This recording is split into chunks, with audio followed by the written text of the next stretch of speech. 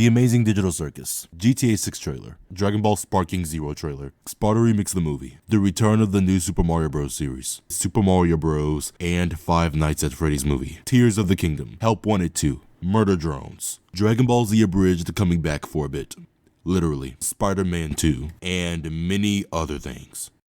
I just want to make a quick video regarding the good, the bad, and the ugly of 2023. Or I guess just the good in 2023, because we here at Jad on LLC like to keep the good vibes and good positive vibes only. With this channel now kind of back to being a Five Nights at Freddy's centered channel, I've been wanting to follow up on many other types of things that have been going on this year. From memes to movies and shows to games. I think the game franchises that really stuck out this year from what I know about are Mario and FNAF. Shigeru Miyamoto thinking it's about time to make an MCU, with the first movie being the Super Mario Bros. Movie, and Scott Cawthon finally finding the right company to make the Five Nights at Freddy's movie, both being highly successful movies. I heard that the Mario Bros. Movie was Charles Martinet's last time playing a Mario character, and the FNAF movie being Scott Cawthon's last project. I'm not sure if that's really true. I think it was confirmed that both of them are going to be getting sequels though, but that's a topic for another video. 2023 had some pretty surprising comebacks, one of them being the Dragon Ball Budokai Tenkaichi series. For those of you who don't know about this game, I'm sorry, but you really missed out. This was one of the best, if not the best, Dragon Ball game trilogy ever. Almost anything you could want out of a Dragon Ball game was right here in this trilogy. The third one was released in 2007, and the fourth one will potentially release in 2024. That's not a confirmed date, but it's possible. I remember thinking Ultimate Tenkaichi was Budokai Tenkaichi 4, but now that I look back at it, I give it the same amount of attention as I do with the Raging Blast series, which is not that much. I mean, I ain't gonna trash on the Raging Blast series like that. That was a classic too. I miss them both. Now that we're getting a Budokai Tenkaichi 4, I no longer care about getting a Raging Blast 3 or a Xenoverse 3.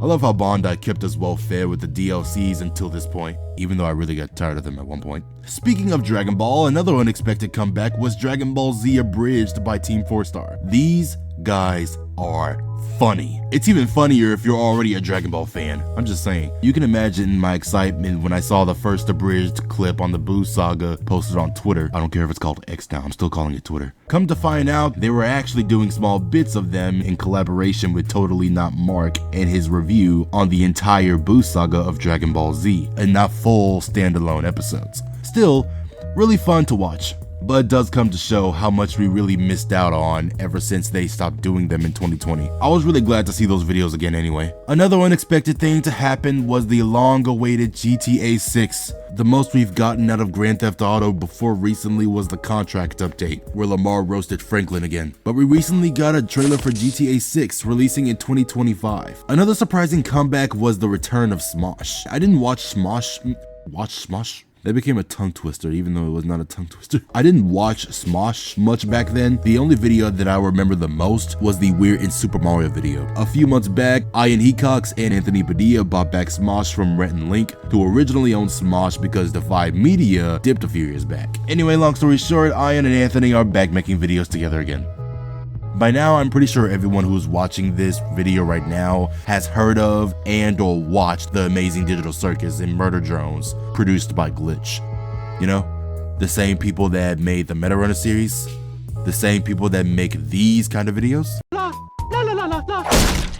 I'm very proud of Luke and Kevin right now. I thought Meta Runner was good, suddenly 2 new bangers this year. I still can't believe they went from making videos like Freddy's Spaghetteria to producing a show about killer robots in a virtual world that you can't get out of, similar to the idea of Sword Art Online, but without actually dying if you die in the game. With animation you would expect to see from a high budget corporation like Pixar or Illumination. They are doing good right now. The Amazing Digital Circus just hit 200 million views, making this their biggest show and probably the biggest indie animated series on YouTube ever. And they hadn't even released an actual first episode, only a pilot. The show peaked before it actually started. Anyway, another thing that I wanted to talk about is the huge advancement in AI. We went from the Buck Me Die deepfakes to Mordecai and SpongeBob singing Golden Hour by Jake in unison, and it actually sounding fire as frick. I know one situation involving an AI AI cover kept a FNAF Plus fan game from continuing. More on that in a community post and other videos. But some AI covers are just hilariously good,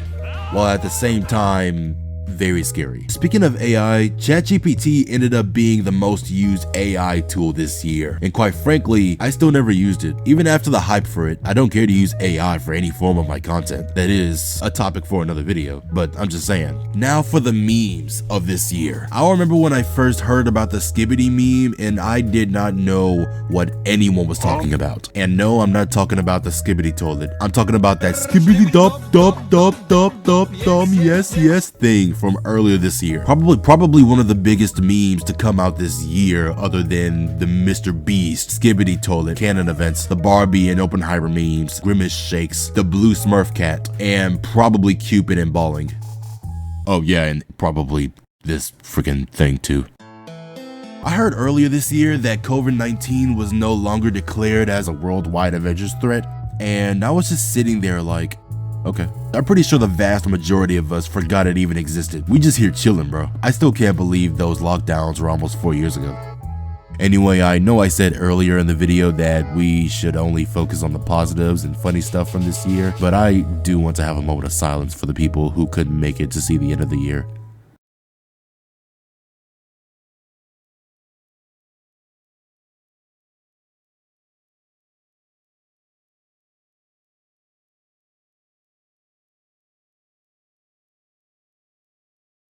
I don't know about you guys, but I like how 2023 genuinely felt like a year to me, unlike these past couple of years.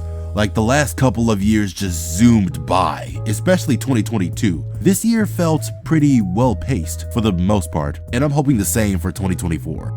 One more thing to say before I get off this video is how grateful I am to God for a blessed year despite how crappy some parts of it were. I hope a lot of you had a good 2023. I didn't want to dwell on a lot of the messy drama and crap this year.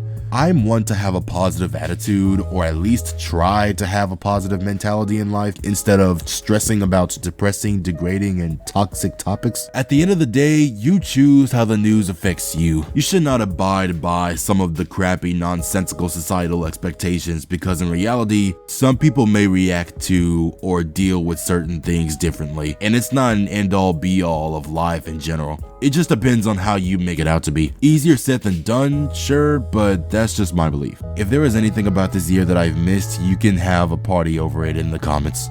And with that being said, happy holidays everyone. Make sure you stay warm. I'll catch you guys in 2024, and remember to stay awesome.